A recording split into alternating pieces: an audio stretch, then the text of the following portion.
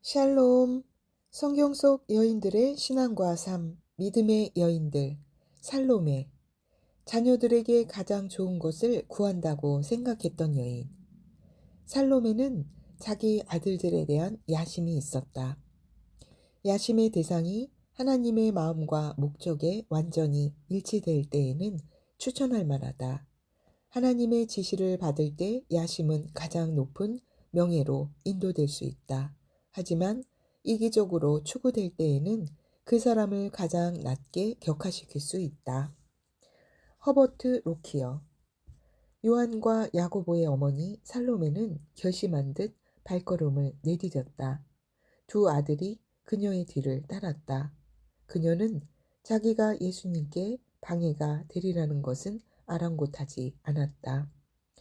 예수님께서 말씀을 마치실 때까지 기다리지도 않았다. 그녀는 주님께 구할 것을 마음속에 간직하고 있었다. 도무지 기다릴 수 없을 만큼 마음이 조급했다. 유월절이 다가올 때 예수님과 그의 제자들은 다시 한번 갈릴리에서 유다로 여행을 하고 있었다. 주변에서는 유월절을 지키기 위해 점점 더 많은 사람이 떼를 지어 예루살렘으로 올라가고 있었다. 그들 중에는 병든 자와 눈먼 자와 절름발이도 있었다. 마침내 시골길을 지나고 요단강을 건너는 긴 여행이 끝났다. 사람들은 여리고에 도착했다. 그들이 예루살렘에 이르기까지 마지막으로 가야 하는 여정은 결코 얕볼 수 없는 거리였다. 그 여행이 가장 힘든 가파르고 황량한 유대의 언덕을 넘어가는 부분이 아직 그들 앞에 놓여 있었다. 표면적으로는 이번 여행이 지난번 여행과 별로 다를 바 없는 것 같았다. 그러나 예수님의 제자들은 알고 있었다.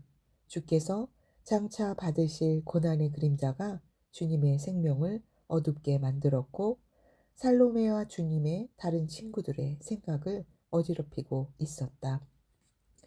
무리가 갈릴리를 떠나기 직전에 예수님께서 하신 말씀이 자꾸만 그들의 마음속에 떠올랐다. 나는 사람들에게 배반을 당하고 나를 죽이려 하는 사람들의 권세에 넘어가게 될 것이다. 그 말씀은 그들을 슬프게 했다. 주께서 이제 곧 그들을 떠나시리라는 것을 말씀하셨기 때문이다. 조금 전 예수님은 그 말씀을 다시 반복하셨다. 잠시 무리들을 놓아두신 예수님은 제자들을 따로 이끄셨다. 보라, 예루살렘으로 가는 길이다. 인자가 사람들의 손에 넘겨질 것이며 그들은 인자를 죽일 것이요 인자는 사흘 만에 부활할 것이다. 깜짝 놀랄 만한 말이었다. 그 말은 자기 백성을 위해 오신 예수님께서 그들에게 배척당하실 것을 의미했다. 유대의 종교 지도자들은 예수님께 사형 선고를 내리겠지만 그 결정도 주님에 대한 그들의 증오심을 식혀주지 않을 것이다. 예수님이 죽기 전에 그들은 주님을 조롱하고 멸시하고 우롱하려 들 것이다. 오직 선한 일만 하신 분께서 범죄자처럼 공개적으로 처형될 것이다. 그러한 끔찍한 사건 직전에 예수님은 동료들과 고민을 나누기 원하셨다. 그들 중에는 주님의 가장 가까운 친구인 베드로, 요한, 야고보는 물론 주님을 매우 충실하게 섬겼던 살로메와 다른 여인들이 있지 않은가. 그들보다 더 주님과 더 친근하고 주님을 잘 아는 사람은 드물었다. 그들은 주님의 감정과 슬픔을 나눌 수 있는 사람들이었다. 살로메가 가장 먼저 예수님의 말씀에 반응했다. 그녀의 목소리는 심각했지만 그녀가 한 말은 주님과 아무 상관이 없었다. 주님이 처하신 상황과도 아무 관련 없는 말이었다. 어머니 살로메는 구세주에 다가오는 고난에 대한 걱정을 조금도 나타내지 않았다. 오직 자기 자신과 자기 아들들만 생각했다. 3년 전 세례 요한이 말씀을 전파하기 시작할 때 세베대의 아들들은 그와 함께했다. 이후 예수께서 갈릴리의 호숫가를 거니시며 그들을 부르셨다. 그들은 하던 일을 버려두고 즉시 예수님을 따랐다. 내 아들들은 왜 이리 성급한 성격을 가졌는지 몰라. 때로는 무감각한 특성을 보이고 말이야. 살로메는 생각했다. 하지만 사실 그 애들은 영적이야. 제자들이 왜 그들에게 우리의 아들이라는 별명을 붙였는지도 이해할 수 있어. 그들의 마음은 하나님께로 열려 있거든. 때문에 그녀와 그녀의 남편 세베대는 요한과 야고보가 주님을 따르려는 것을 막지 않았다. 그들은 자기들의 유익을 위해 우선권을 주려하지 않고 불평 없이 아들들을 보내주었다. 세베대의 사업은 번창하고 있어서 아들들을 내놓을 여유가 없었다. 그들은 주변의 많은 일의 중심이 되는 충추였다. 아들들이 떠나면 사업은 다른 일꾼들에게 의존해야 하므로 그만큼 손해였다. 하지만 그들은 부모로서 기꺼이 그러한 희생을 치렀다. 그들은 하나님을 경외하도록 가르친 야고보와 요한이 그처럼 긍정적인 반응을 보이는 것이 기뻤다. 마음속 깊이 그들은 아들들이 하나님께 관심을 가지고 부자가 되는데 열중하지 않는 것을 감사하고 있었다. 야고보와 요한이 나사렛 사람의 제자로 선택된 것은 특권이었다. 예수님의 마음속에서 특별한 위치를 차지하고 있던 요한이 점점 예수님의 가장 가까운 친구가 되는 것을 볼 때 부모는 더욱더 감사하게 되었다. 그러한 생각들이 살로메의 마음속에 있었던 것이 틀림없다. 그러한 이유로 그녀는 걱정하기 시작했다. 예수님께서 고난당하실 것을 거듭 공표하신 뒤 그 결과로 생길 어려움이 살로메의 생각을 채우기 시작했다. 주님께서 가신다면 내 아들들은 어떻게 되는 거지? 살로메는 스스로에게 물어보았다. 그들은 주님께 소망을 쌓고 있었어. 그들의 장래는 주님께 달려 있어. 살로메는 마음속으로 예수님의 말씀을 곱씹어 보았다. 그리고 주님께서 죽음에 대한 말씀만 하셨던 것이 아님을 깨달았다. 주님은 부활도 언급하셨다. 바로 그거야. 살로메는 그 생각을 하고 안심했다. 예수님의 최종적인 운명은 죽음이 아니야. 주님은 죽음에서 부활하셔서 주님의 왕국을 세우실 거야. 곧 그분이 왕으로서 백성들을 다스리실 거야. 이제 그녀는 자신이 무엇을 해야 할지 알았다. 당장 자기 아들들의 장래가 보장되는지 확인해야 했다. 자녀들을 위해 어머니보다 더 잘 대변할 수 있는 사람이 누가 있겠는가? 그 문제에 관해 그녀는 권리가 있지 않은가? 그녀는 희생적으로 자기 생애를 주님께 드리지 않았던가? 시골길을 방황하는 불편을 감수하지 않았던가? 시간과 재산을 주님께 드리지 않았던가? 그녀는 재빨리 몇 걸음 내디뎠다. 그러고 나서 존경을 표시하기 위해 주님 앞에 무릎을 꿇었다. 무엇을 원하느냐? 예수님께서 친절하게 물으셨다. 그러자 더 이상의 설명 없이 그녀는 자기의 소총을 아뢰었다. 그녀의 말은 곧 다음과 같이 그녀의 생각을 드러냈다. 주님의 왕국에서 나의 두 아들이 주님 곁에 앉을 것이라고 약속해 주십시오. 하나는 주님의 오른편에, 다른 하나는 왼편에 앉혀주십시오. 살로메는 자기의 의도를 전했다. 그 말이 주님의 귀에 거칠고 자기 중심적인 말로 들리리라는 것을 생각하지 못했을까? 그녀의 사랑 없음으로 주님께서 고통을 겪으신다는 것을 깨닫지 못했을까? 그 순간 자기가 얼마나 졸렬한 반응을 보였는지 조금이라도 감지했을까? 주님을 기다리고 있는 큰 고난 앞에서 그녀가 그러한 소총을 드린다는 것이 얼마나 좁은 소견인지 알고 있었을까?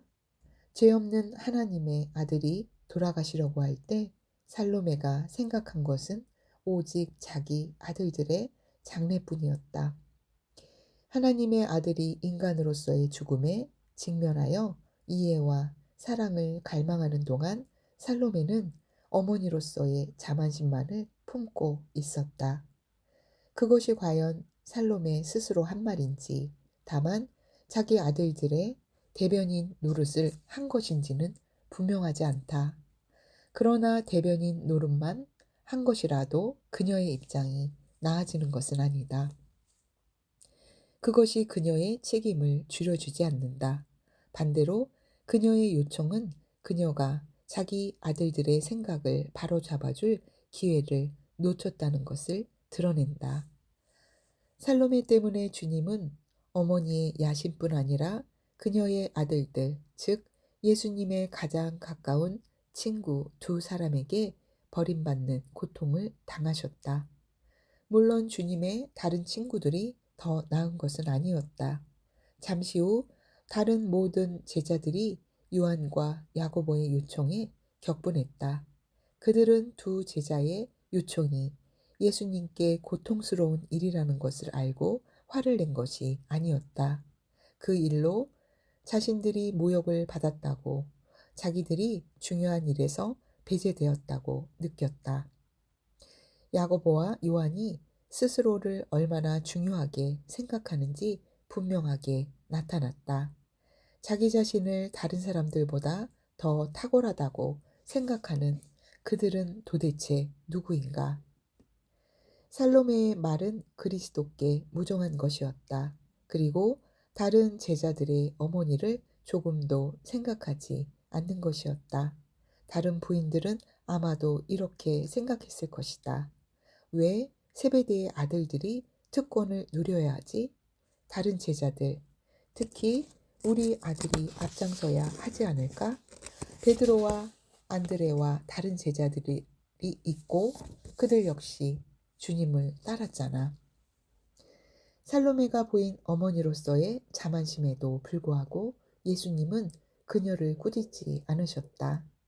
그녀 앞에 계신 분은 인간의 가장 깊숙한 부분까지 탐지하실 수 있는 하나님이셨다. 그분은 그녀의 이기심과 부정적인 특성을 인식하셨을 뿐 아니라 그 이상도 보셨다. 또한 그녀의 생각과 욕망도 감찰하셨다. 그녀의 내적 자아가 주님 앞에 벌거벗은 채 드러났다. 주님은 그녀의 마음을 책처럼 읽으셨다. 틀림없이 그것은 깜짝 놀랄 만한 일이었지만 또한 격려가 되는 일이기도 했다. 어머니의 마음을 지으신 창조주 외에는 그 마음과 그 모든 조직 하나하나가 자기 자녀에게 얼마나 애착심을 갖는지 아무도 모른다. 그분은 어머니들이 이 세상에서 심지어 하나님과의 관계에서도 얼마나 약한지 이해하셨다. 그분은 어머니와 그분 사이에 얼마나 쉽게 자녀가 끼어드는지 아셨다. 또한 어머니들이 이 점에서 겪어야 할 일상의 갈등을 보셨다. 그리스도인 어머니라 할지라도 그와 같은 감정에서 제외되지 않는다. 그래서 주님은 살로메를 경책하지 않으셨다. 오히려 그녀를 이해하고 용서하셨다. 주님은 그녀의 결점을 넘어 살로메가 믿음을 가지고 있다는 것을 아셨다. 비록 그 견해가 인간적으로 좁고 잘못된 것이긴 했지만 그녀는 주님의 장래를 믿고 있었다. 자기 아들들이 언제나 주님과 가까이 있게 될 것을 분명히 하고 싶어하는 그녀의 욕망을 통해 예수님은 그녀의 사랑을 맛보셨다. 모든 어머니, 특히 주님을 깊이 사랑하며 자녀를 위해 가장 좋은 것을 구하는 어머니 살로메의 아들을 위한 요청을 생각해 보는 것은 가치 있는 일이다. 그들은 말씀, 특별히 기도의 영역에서 많은 원리를 배우게 될 것이다. 어머니들은 자녀를 위해 너무 성급하게 기도하지 않는 것을 배워야 한다. 또한 이기적이지 않는 자세로 신중하게 기도해야 한다. 그러나 살로메의 이야기에는 크나큰 격려도 있다. 하나님께서는 우리 자녀들에게 정말로 가장 좋은 것이 무엇인지 아시며 어머니가 잘못 구할 때조차 그것을 주기 원하신다.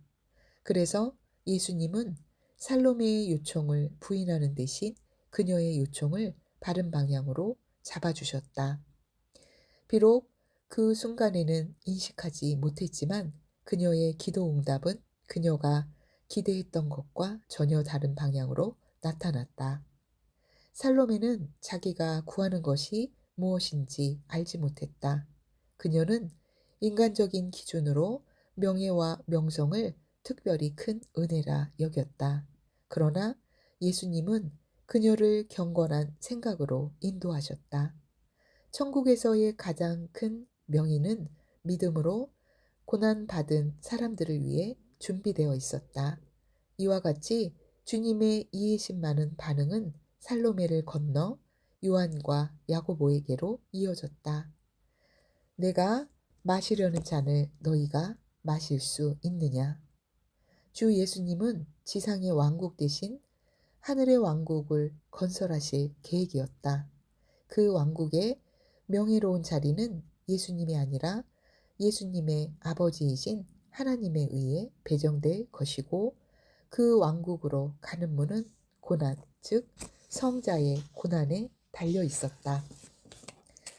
예수님의 고난이 얼마나 고통스러운 것이었는지 그분의 고난의 잔 한 방울 한 방울에 쓸개가 섞여 있었다.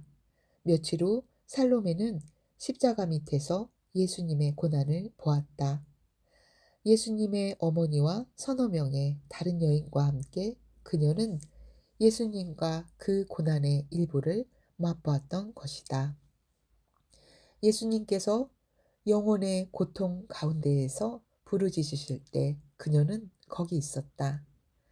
나의 하나님, 나의 하나님, 어찌하여 나를 버리셨나이까? 이 심령의 부르짖음은 하늘에 계신 하나님 아버지께로 향한 것이었다. 그분은 예수님의 지상사역 초기에 이렇게 말씀하셨다. 너는 내 사랑하는 아들이라. 내가 너를 기뻐하노라. 주님의 왕국은 고난과 순종을 기초로 한다. 살로메의 아들들은 그 왕국에서 한 자리를 차지할 것이다. 하지만 그들은 주님께서 돌아가신 것과 같은 방법으로 그곳에 들어갈 것이다. 구원의 개척자이신 그분은 많은 아들들을 영광으로 이끄시기 위해 심한 고통을 받으실 것이다.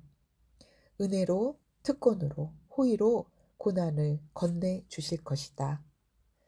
인간이 쓸 수 있는 가장 빛나는 면류관은 존경과 명예가 아니라 무조건적인 순종으로 형성된다. 성경은 예수님께서 고난의 학교에서 순종을 배우셨다고 말한다. 주의 종에게 다른 길은 없다. 그들이 받는 고난의 정도가 미래에 받을 영광을 결정짓는다. 야고보와 요한은 이미 그 고난에 충분히 참여했다. 그러나 그들의 고통은 다행히도 아직 그들의 어머니에게는 숨겨져 있었다. 살로메는 자기 아들들을 위해 특권을 요청했고 마침내 그것을 받았으며 명예와 영광이 아닌 고난으로 표현되었다. 살로메는 그녀의 아들 야고보가 다음 왕 헤롯 아그리파 1세에게 최초의 순교자로 살해될 때까지 살아 있었을까? 또 다른 아들 요한이 말년에 복음 때문에 유배된 사실도 그녀는 결코 알지 못했을 것이다. 야고보와 요한은 현세적인 왕의 측근자로서의 지위를 차지하지 못했다. 그러나 훗날 그리스도의 이름으로 받은 그들의 고난 때문에 그들은 순교자의 면류관으로 찬란하게 빛날 것이다. 예수님께서 십자가에 달리실 때 살로메는 예외적으로 좋은 대우를 받았다. 예수님은 그녀의 아들 요한에게 예수님의 어머니를 돌보라고 하셨다. 구세주께서는 다른 사람들보다 더 사랑했던 제자에게 섬기는 명예를 부여하셨다. 섬김은 고난과 같이 하나님의 영원한 왕국을 세우는 기둥이다. 이와 같이 하나님 왕국의 원리는 이 땅의 원리와 정반대다. 예수님께서는 여인들과 제자들에게 여리고에서의 교훈에 주의를 기울이도록 하셨다. 예수님의 제자들은 지배가 아닌 섬김을 통해 감동을 주어야 한다. 이 세상에서 기꺼이 가장 작은 자가 되려는 자가 천국에서 가장 큰 자로 여김을 받을 것이다. 자녀들에게 가장 좋은 것을 구한다고 생각했던 여인 살로메. 할렐루야. 오늘도 승리하는 하루 되십시오. 아멘.